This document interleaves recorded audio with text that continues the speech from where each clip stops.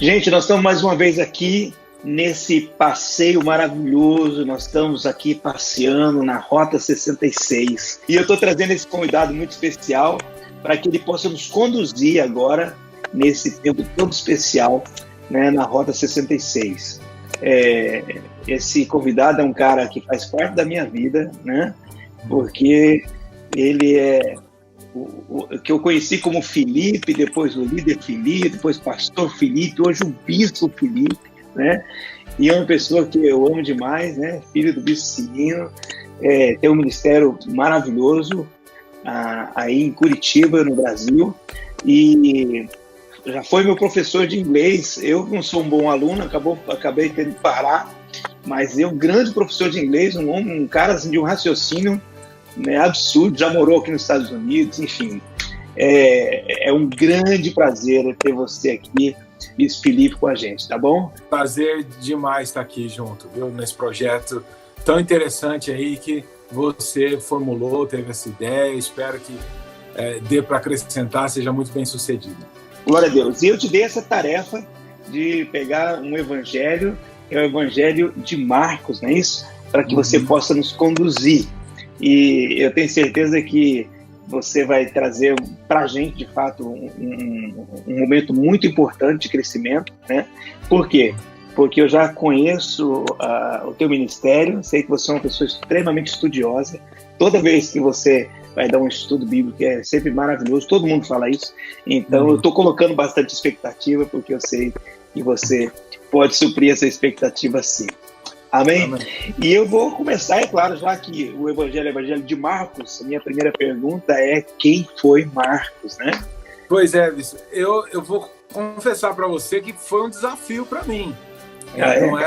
Não era algo assim que eu já peguei de pronto, já sabia tudo que eu ia falar, porque a gente conversou um pouquinho antes. O Evangelho de Marcos, ele não é o mais famoso de todos, vamos dizer assim, né? Eu diria que se a gente fosse escolher, assim, em termos da mensagem, seria João. Sim. Né? Que é aquela, né? Inclusive, o que a gente sempre recomenda, o primeiro livro que a pessoa deve ler da Bíblia depois de converter é João. Exato. E você tem Mateus e Lucas que entram mais na questão até do Natal, a história mais completa. Enquanto Marcos já é diferente. Bom, mas a gente vai entrar nessa questão daqui a pouco. Primeira coisa que se perguntou, quem foi Marcos? Um erro que as pessoas às vezes têm é de achar que todos os evangelhos foram escritos por discípulos de Jesus. Quem conhece um pouquinho mais sabe que não. Mas, na verdade, só 2 evangelhos, são 4, né? Só 2 foram escritos por discípulos de Jesus, que é Mateus e João. Lucas e Marcos não eram, pelo menos não eram 12. Não era direto, né? Marcos, a questão interessante é o quê? Ele foi sim um discípulo de Jesus, mas ele não era um dos 12, ele era um dos 70. Aqueles 70 que foram enviados, Marcos estava entre aqueles 70. E ele aparece como um coadjuvante no decorrer do Novo Testamento. Ele era primo de Barnabé. Assim, o que eu estou dizendo aqui agora, não existe uma certeza factual, 100% em cima daquilo. Mas, segundo estudos de historiadores e tudo mais, as maiores possibilidades são ele seria primo de Barnabé, o Barnabé, companheiro de Paulo e tal. E ele é aquele, inclusive, citado por Paulo, que Paulo teve uma desavença com ele. Que era para... Ele é o João Marcos, né? Ele é o João Marcos, né? Isso, João Marcos. Ele, inclusive, assim, a gente vê que quando Paulo começa o ministério, o grande parceiro dele é Barnabé. E o motivo exatamente dele dividir de Barnabé, ele falou, então chega, Barnabé, você vai para lá, eu vou para cá, é Marcos. O João Marcos, o evangelista. Porque Barnabé queria levar Marcos junto e o Paulo não concordava por causa que o Marcos já tinha dado uma pisada na bola na história. Abandonou, acho que uma viagem missionária, alguma coisa assim, né? Isso, exatamente. Não deixou ele na mão lá, né? E aí, agora, você pode escolher de que lado você vai ficar. Se você fica do lado de Paulo ou de Barnabé, né? a tendência é a gente escolher Paulo, que Paulo é o mais conhecido, que escreveu a maioria do Novo Testamento e tudo aquilo mais, e era um baita do homem de Deus, inegavelmente. Mas eu acho que eu escutei uma vez, inclusive, uma palavra da Bispa Lúcia, que mostrando que esse foi um erro de Paulo, que ele ficou amargo por causa de um erro de Marcos com ele no passado e não quis levar. E olha como Marcos foi importante. E assim, a história dele não terminou ali. Não foi assim, então tá bom, tchau, e ali nunca mais é citado Marcos. Não. Outro grande homem de Deus encontra Marcos depois, que foi o apóstolo Pedro. E Marcos deixa de ser um discípulo inicialmente de Paulo e se torna discípulo de Pedro. E é ali que floresce mais ainda o ministério dele, que, segundo a tradição, as cartas de Pedro era analfabeto. Segundo a tradição, os dados dizem. As cartas de Pedro foram narradas para Marcos, não foi Pedro que escreveu a próprio punho, mas teria sido Marcos, ouvindo Pedro, escreveu as cartas, e o próprio Evangelho de Marcos. Que o Evangelho de Marcos, segundo a tradição, também teria sido narrado por Pedro para Marcos. Tem uma coisa, se você me permite colocar, que eu achei, é uma das coisas que eu acho fantástica, e talvez as pessoas não ligam, né? Esse fato, não sei se eu estou roubando, de repente você vai falar assim, puxa, eu ia falar sobre isso, né? Não. Mas quando Pedro está lá na prisão, né? Quando Pedro está na prisão, e aí a igreja está orando por Pedro, né? Lá em Atos 12, se não me engano. E a igreja está orando por Pedro, sabe onde? Na casa da mãe de João Marcos. Olha que coisa fantástica. E talvez as pessoas não tenham essa dimensão, mas a igreja estava reunida e orando por Pedro na casa de João Marcos. Ele estava naquele ambiente, provavelmente, de intercessão por Pedro, né? Então, como eu falei, ele não é um dos grandes estrelas, vamos dizer assim, do Novo Testamento, mas ele é um importante coadjuvante. Sem ele, a gente não teria um evangelho. E eu vou dizer mais agora no próximo ponto. Não é só um, talvez a gente não teria 3 evangelhos. E mais todas as cartas de Pedro e toda a importância. Depois, assim, diz que Marcos foi para Alexandria, no Egito, e começou a igreja lá, da qual até hoje tem uma igreja chamada Igreja Copta, que fica no Egito, que ele é o patriarca daquela igreja, porque ela teria sido fundada e ele teria sido martirizado lá no Egito depois, mas pregando o evangelho. Esse que às vezes naquele primeiro momento, talvez até, não sei se no momento inicial de imaturidade ele abandonou uma viagem missionária, mas depois ele enfrentou, né, todas as oposições, e inclusive morreu pelo evangelho, né? Então, quer dizer, é uma coisa fantástica isso, né? Glória a Deus. Amém. Vamos aqui para a segunda pergunta. Me responde aí, qual é a diferença do Evangelho de Marcos para os outros evangelhos? Que talvez também as pessoas não sabem que tem uma diferença entre os evangelhos, né? Às vezes elas entendem ou que um vai continuando a história, um começa, outro vai terminando e tal, né? Não sabem que às vezes algumas coisas se repetem nos livros, mas também as diferenças entre os evangelhos, né? Sim. Bom, a primeira coisa que eu falei na resposta da última pergunta, que talvez sem Marcos nós não teríamos 3 evangelhos. Por quê? Marcos é unanimidade entre pesquisadores que foi o primeiro evangelho a ser escrito. E a data de que ele teria sido escrito, segundo estudos, seria a partir do ano 50 depois de Cristo. Ou seja, se Jesus morreu em 33, 17 anos depois da morte de Jesus. Então, bem recente. Ele é o evangelho mais curto, como a gente falou agora há pouco. E por que ele, sem Marcos, talvez não haveria os outros? Existe um conceito assim, entre os historiadores de que os outros 2 evangelhos, chamados evangelhos sinóticos, são 3 evangelhos chamados sinóticos, que é Mateus, Marcos e Lucas, porque eles seguem mais ou menos a mesma linha de tempo, a mesma série de eventos. O único que muda isso é João. Ele vai e faz a coisa, conta tudo de um outro jeito. E a teoria que se tem é que esses outros 2 evangelhos, Mateus e Lucas, são tão os três, na verdade, são tão parecidos porque Mateus e Lucas teriam sido baseados em Marcos. Talvez aprimoraram, enriqueceram de alguma forma, ou não necessariamente enriqueceram, mas utilizaram uma narrativa para um determinado tipo ou fim, né? Alguma coisa assim. É como se, exatamente, porque você imagina, deve ter dado um trabalhão para Marcos escrever esse evangelho, né? Hoje em dia, a gente com laptop e computador, até mesmo, imagina, nós escrevemos um evangelho como aquele, você deu um trabalho, você ia ficar lá, uns 10 dias, pelo menos, digitando aquilo. Naquela época ainda, com rolo e tinta a pena, sei lá o quê. Então, eu imagino o seguinte, Mateus, que foi um dos 12, ele deve ter pego esse evangelho de Marcos e lido e falado, ótimo, maravilhoso isso aqui. Precisa mesmo, mas eu vou colocar umas coisas que eu vi também. Uhum. Eu vou colocar umas outras coisas que Marcos não citou. E ele foi acrescentando. E aí fala exatamente a parte anterior, porque Marcos já começa no batismo de Jesus. Marcos não conta nada da questão de Isabel com Zacarias e Maria e a anunciação do anjo. E depois Jesus, quando vai no templo com 12 anos. Toda aquela a genealogia, não fala nada disso. E os outros é como se falasse assim, tá muito bom isso aqui, mas precisa incrementar um pouco mais para a história ficar mais bem contada, entendeu? Uhum. E por isso que os três evangelhos são tão parecidos, porque Marcos teria sido original e os outros dois foram acrescentando. Que mais que é diferente? Ele é tão curto também, porque a impressão que se tem ao você ler Marcos é que, primeiro, como eu falei, o narrador era Pedro.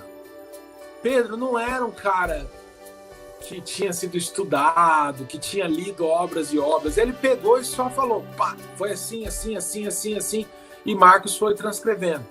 Uhum. Em segundo lugar, a impressão que se tem é que o objetivo não era contar uma biografia de Jesus, era contar simplesmente o que é o Evangelho.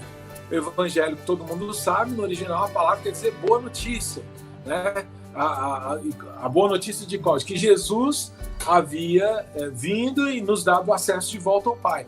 Tanto é que, assim, o primeiro versículo de Marcos, vou até abrir aqui na palavra, começa simplesmente, ele já diz a que veio, né? O autor do Evangelho de Marcos. Estou abrindo aqui rapidamente aqui na minha Bíblia de papel. Sim. Marcos capítulo 1, versículo 1. Eu vou ler aqui na nova tradução da linguagem de hoje. A boa notícia que fala de Jesus Cristo, Filho de Deus, começou a ser dada. Só isso. A introdução é simplesmente essa. Na versão Almeida diz, o Evangelho de Jesus Cristo é assim. Então assim, o objetivo é bem claro. Enfático. Enfático, objetivo. Eu não estou aqui para pegar e ficar falando isso e falando aquilo, não sei. Não. Você quer saber quem foi Jesus? Qual a importância dele para você? É só isso aqui, ó. Jesus apareceu assim, viu, falou, no final ele morreu e ressuscitou. Para quê? Como instrumento de pregação. Porque a igreja em franca expansão naquele momento, então, assim, eu imagino assim, Bispo Nildo, hoje, uma coisa assim, que a gente sintetizou isso mais ainda naquelas 4 leis espirituais tão famosas usadas, né? Que alguém também chegou um dia e falou assim, não, tem o Evangelho, mas a gente precisa sintetizar isso mais ainda para explicar para as pessoas. Mas o primeiro a fazer isso foi Marcos com Pedro, provavelmente. Vai lá, escreve assim, Jesus já foi isso, para as pessoas entenderem quem foi Jesus e por que elas precisam de Jesus. Então, esse é outro motivo que seria mais curto o Evangelho de Marcos, o que outros evangelistas tiveram uma visão um pouco diferente. Se você ver, por exemplo, Marcos tem poucas referências ao Antigo Testamento. Eu estava lendo um comentário hoje, parece que a palavra lei nem é citada em Marcos, enquanto nos outros livros é repleto de, segundo dizia a lei, não sei o quê, porque não era nem o objetivo, né, de ficar tentando provar alguma coisa, entendeu? Ou comparar alguma coisa. Era só para falar quem que era Jesus e pronto. Alguns teólogos dizem dessa forma, né? E muitos acreditam justamente nisso, que que também tem essa questão de que, por exemplo, que Mateus estava escrevendo para os judeus, né? Então, por isso ele tratava muito, falava muito da lei, ele relembrava muito, né? E já quando trata de Marcos, diz que ele estava falando mais aos romanos, ele estava tentando trazer uma mensagem ali aos romanos, por isso que ele era mais objetivo, mais direto também e tal, porque o romano tinha aquele negócio da ação, uma coisa mais da força, né? Não tinha muito florear, né? Então, exatamente. Não sei se você tem essa ideia aí também, mas eu só estou tentando compartilhar alguma coisa aqui. Isso mesmo. Inclusive, esse seria o motivo também de não ficar citando muita coisa do Velho Testamento. Porque não estava direcionado para os judeus, né? O romano não sabia nada de Velho Testamento, ele não tinha nada a ver com aquela cultura. Inclusive, assim, Marcos explica algumas coisas dos judeus. Era costume dos judeus fazer tal coisa. Então ele não está falando para os judeus, ele está falando para alguém que não é judeu. Exatamente, né? Porque se for judeu lendo aquilo, ele não precisa saber que é costume do judeu, que ele está cansado de saber. Exatamente, porque Marcos não foi escrito para os judeus. E a teoria mais forte é exatamente essa que você falou, que Marcos teria sido feito para os romanos lerem a partir de uma narração de Pedro, que talvez estaria preso, inclusive, em própria Roma. Né? A Igreja Católica bate muito firme nessa questão de que Pedro foi para Roma, foi julgado e morto lá em Roma, inclusive a Basílica de São Pedro, que é a principal igreja que eles têm lá no Vaticano, o túmulo de Pedro estaria lá embaixo. Eu não sei se morreu ou não morreu em Roma, mas o fato é que o Evangelho de Marcos teria sido narrado por Pedro, a possibilidade maior seria que foi para os romanos. E a linguagem de Marcos, uma vez eu vi um estudo que cada evangelho ele tem uma ênfase diferente em quem Jesus foi. Em Marcos, a ênfase dele seria mais no poder de Jesus.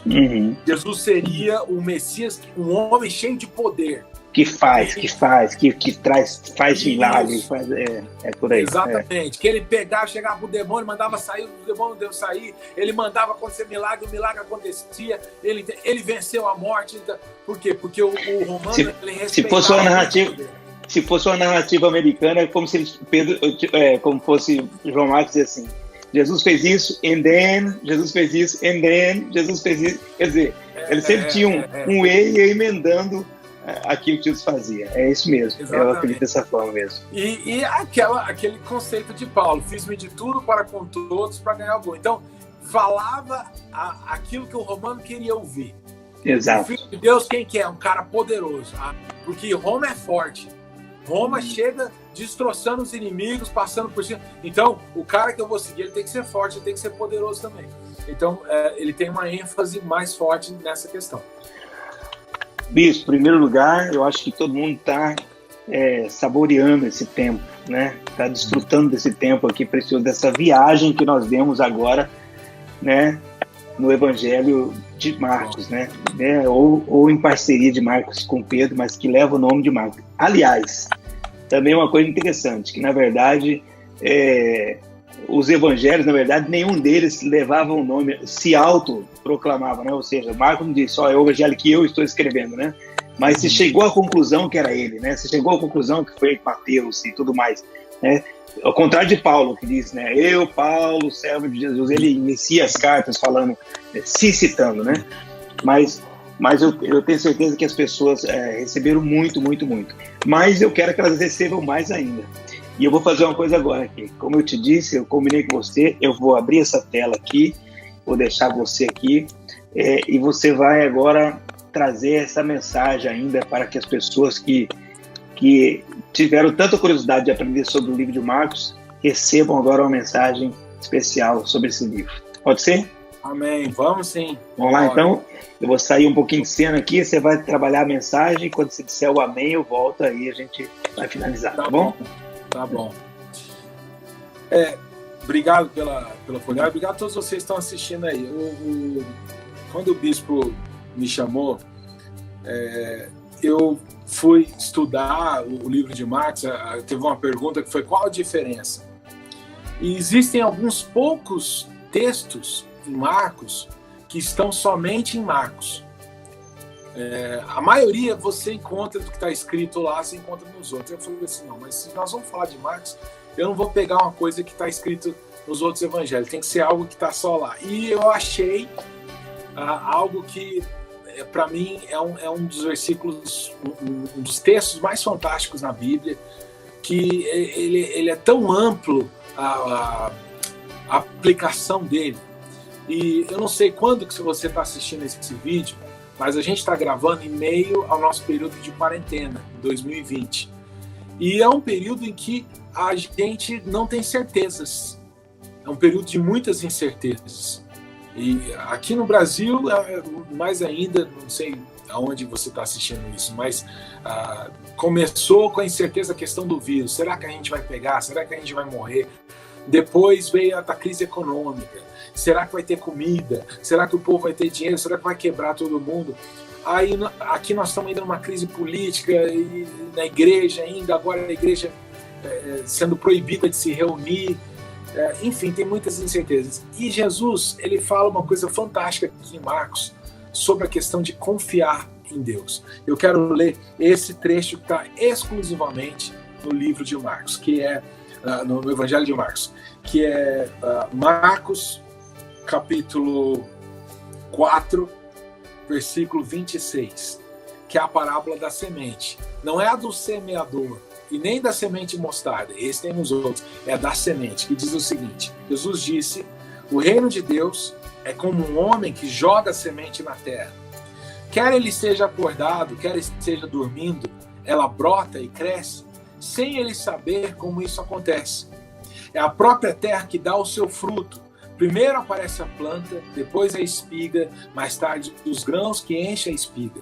Quando as espigas ficam maduras, o homem começa a cortá-las com a foice, pois chegou o tempo da colheita.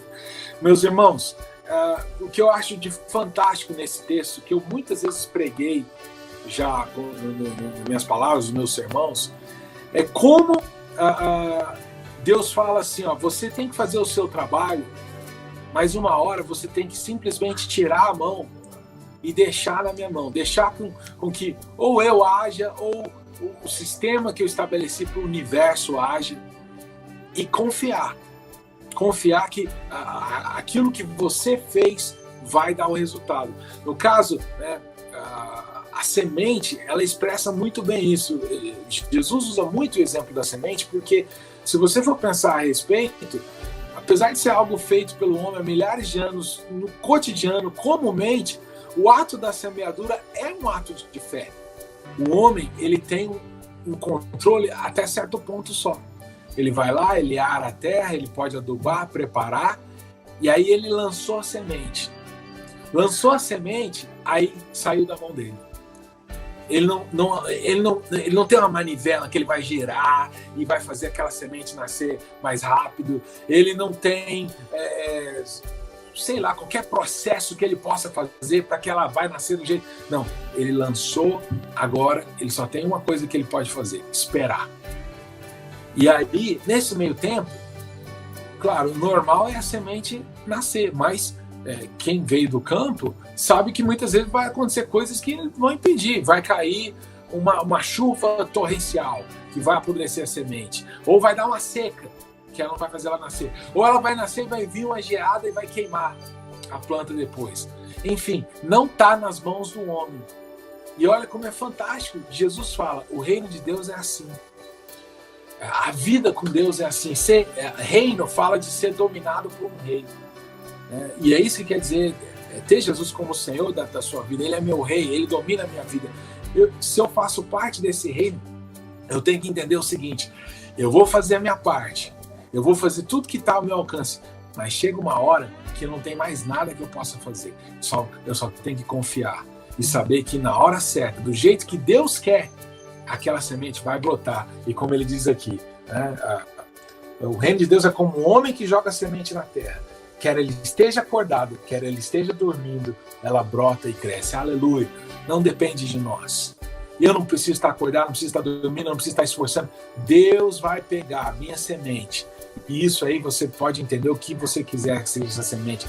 pode ser uma semente de uma oferta, pode ser a sua atitude de fé, o seu serviço ao Senhor, enfim, até mesmo a fé em Deus nesse momento de dificuldade é uma semente.